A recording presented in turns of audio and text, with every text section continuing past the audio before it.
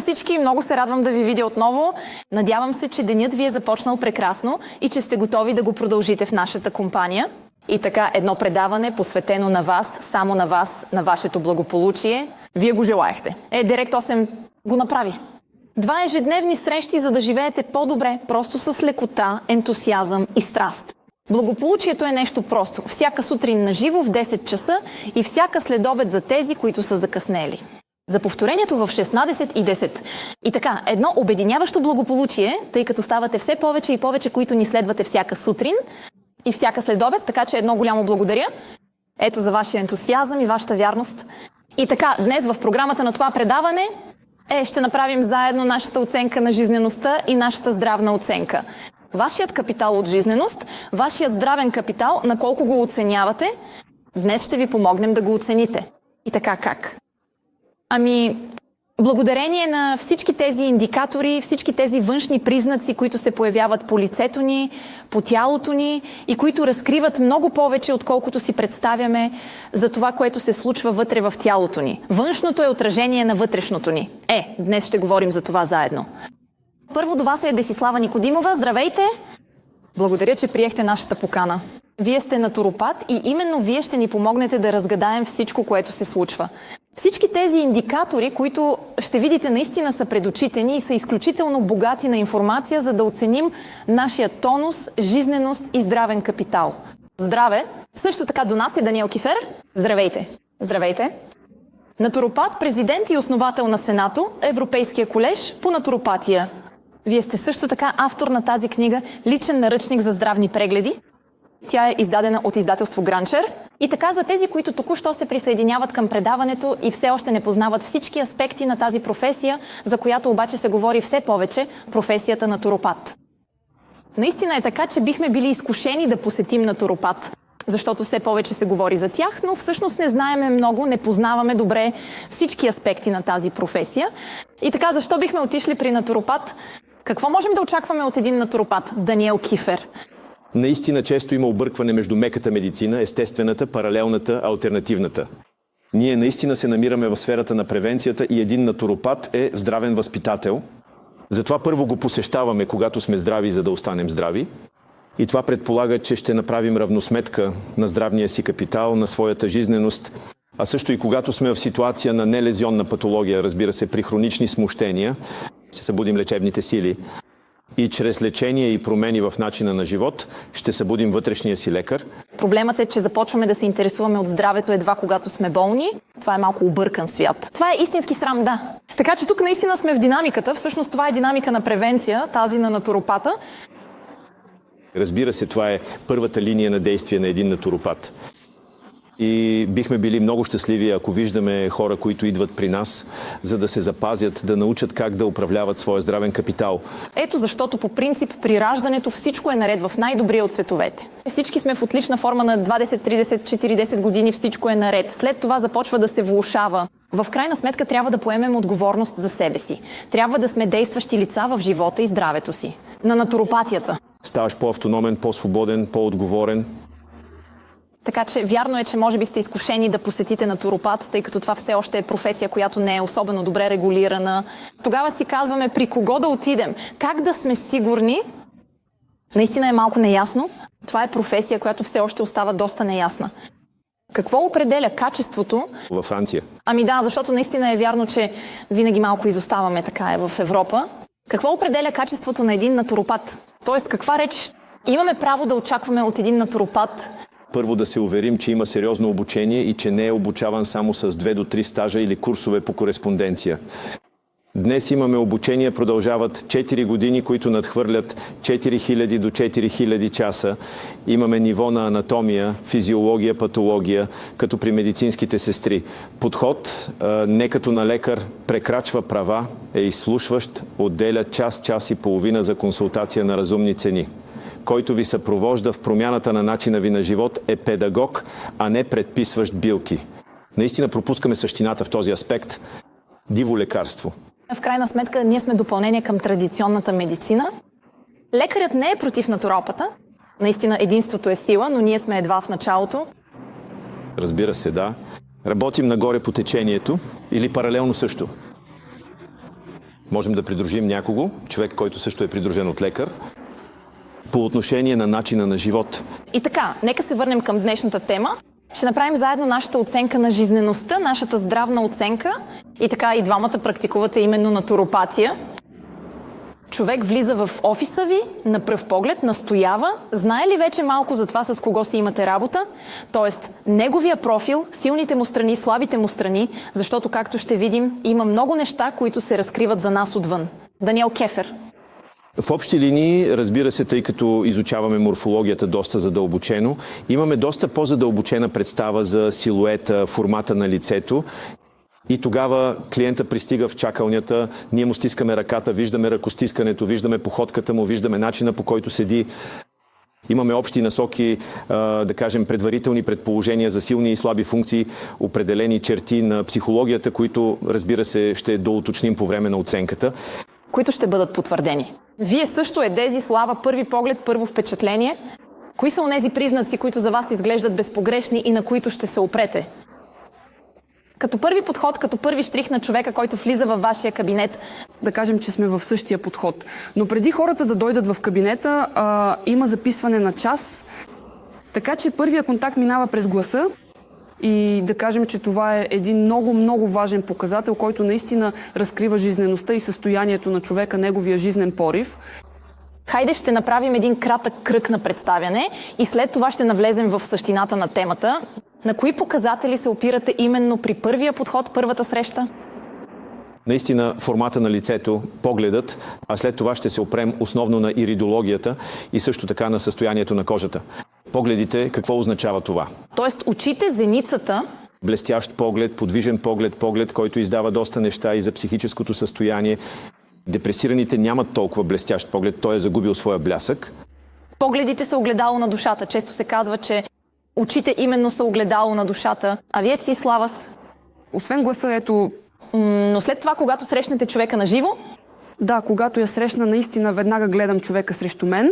Така че първите неща, които виждаме, наистина са очите, формите на лицето. И след това винаги започваме първо с общото впечатление, т.е. постепенно преминаваме към детайла. Но винаги първото впечатление е цялостно. И мисля, че в живота всички ние правим такъв прочит несъзнателно, когато срещаме хора. Сега след малко ще ви дадем именно онези признаци, които се открояват по нашето тяло и лице и които разкриват какво се случва вътре в нас. Защото е вярно, че не винаги имаме ключа към това, което се случва вътре, освен ако не се подложим на големи изследвания. Затова ще ви дадем именно тези признаци, за да можете да се пренастроите, за да разберете дали една сутрин, когато станете, сте във форма. Ще правим това пътуване навътре-навън през цялото предаване.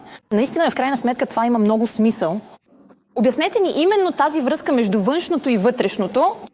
В какво външното разкрива и отразява това, което се случва в нашето тяло? Дацислава? Да кажем, че е много просто. Ние не сме направени от различни части.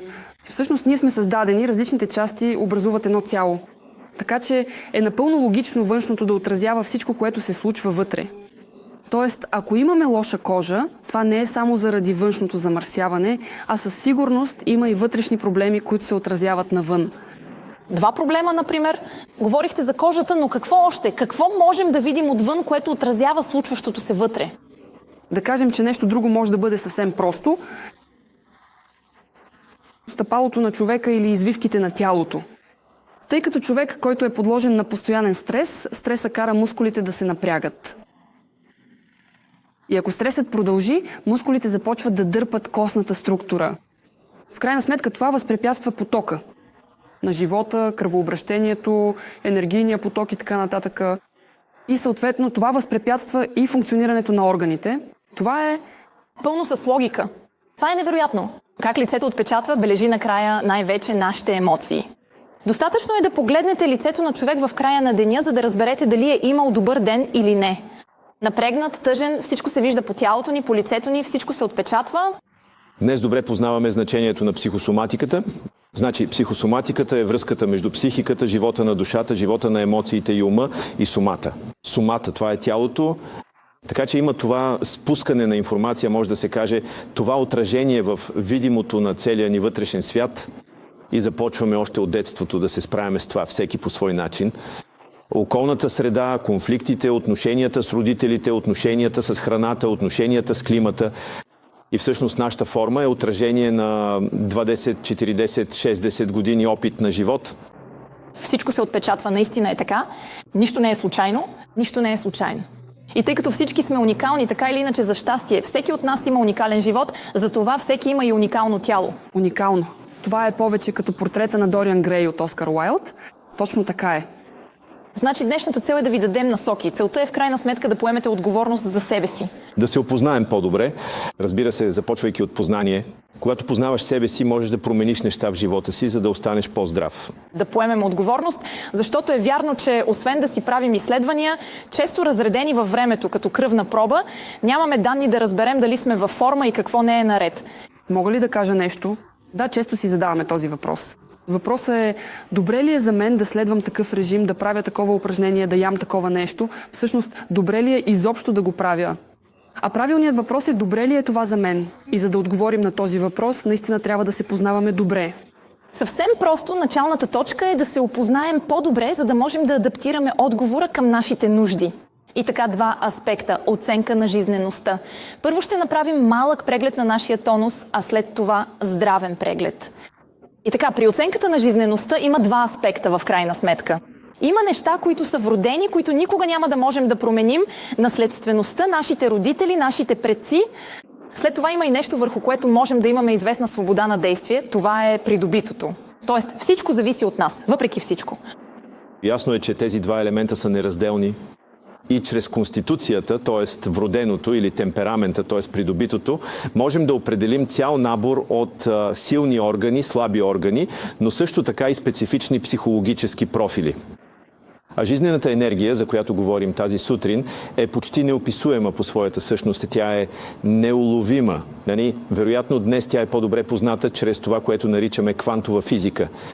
Но що се отнася до здравето в ежедневието, именно чрез нервната система и жлезистата система, нашата жизнена сила ще се проявява. И някои признаци, които ще видим в очите, устата, ногтите и така нататък, ще бъдат по-скоро отражение на нервната жизнена сила или на жлезистата жизнена сила.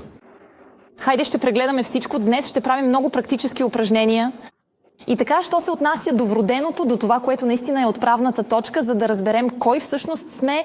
Вие споменахте лицето, огловатостта на лицето. Обяснете ни това, Даниел Кифер. Много е лесно, има няколко малки измервания, лесно е като детска игра. Доста просто е, с два молива, с две химикалки. Например, можем да видим ъгъла между вертикалната ос на нивото на ухото и след това долната челюст. Така че ако имаме много отворен ъгъл, той е малко по-чувствителен, по-крехък. Това е ъгълът тук, който ясно показваме. Ъгълът от там до там. Трябва да е отворено или не? Твърде отворено? По-затворено. Добре. В твоя случай е доста отворено. Значи това не е добре, това е. Това е неблагоприятно за плана, за което означава... Че ще е необходим прав ъгъл? Не е, че е необходимо, не е, че не е необходимо. Това е така, защото отразява малко повече жлезиста енергия. Виждаме това във филмите с екшън. Винаги има някакви Шварценегер и други мъже. На екшъна, благодаря за сравнението. Ето, те имат много силни дъвкателни мускули тук, които се подчертават много ясно на релефа. И много се набляга на ъгъла на челюстите. Това е архетип. Всички знаем, че колкото по-силна е челюстта, толкова по-силна е личността. Следователно той е мощен, когато е под прав ъгъл. Това е всичко. Точно обратното е. Така че... Това е отправната точка, но тогава, чакайте, имаме началната колода карти. Но тогава всичко зависи от това какво ще правим с него. Това казвахме и преди шоуто. Значи тук трябва по-скоро прав ъгъл. Това е показател за тонус, за жизнена енергия. По-добър капитал. Добре, значи това е съвсем лесно за правене, така че всички ще застанат пред огледалото. Значи това е брадичката. Максилара... Това е максилата. За брадичката е същото. От върха на брадичката към разклоненията на максилите. Значи този ъгъл измерваме. Трябва ли и той да е прав горе? Добре отворен, добре отворен. Тук е много затворен. Тук е обратното. Но това е нормално, зависи от вашата конституция. Вие сте по-скоро невробилиозна, отколкото мускулеста, така че това не е вашата изходна основа. Значи всичко трябва да е под прав ъгъл или поне би трябвало. Това показва една склонност или да имате по-отпусната долна част. Точно така. Защитният капитал е по-добър в началото. И така, рамката и отвореността.